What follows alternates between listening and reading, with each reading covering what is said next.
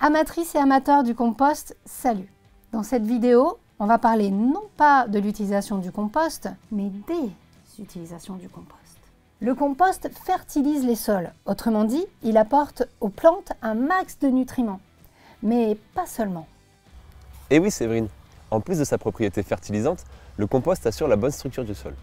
C'est-à-dire que sur un sol plutôt compact, il va l'aérer et l'alléger, alors qu'à l'inverse, sur un sol plutôt sableux, il va jouer le rôle de liant.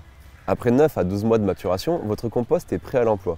Vous pouvez alors l'utiliser en amendement par exemple. Pour cela, il vous suffit de l'intégrer en surface de votre sol à l'aide d'un râteau ou d'un plantoir si c'est sur une plus petite surface. N'hésitez pas à pailler aussi pour éviter de laisser votre sol à nu. Cela permettra entre autres de limiter l'évaporation de l'eau. Il est donc préférable de pailler à un moment où votre sol est humide. Dans tous les cas, un sol n'aime pas être à nu. Il existe de multiples manières d'utiliser son compost, en fonction de son stade de maturation, de ce que l'on recherche ou encore en fonction des plantes au pied desquelles on l'utilise. D'ailleurs, est-ce que toutes les plantes en ont besoin?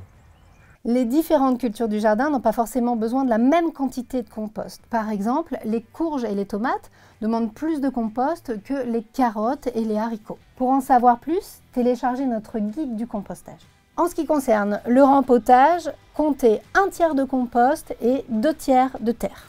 Du compost à toutes les sauces. À bientôt dans le monde savoureux du compost.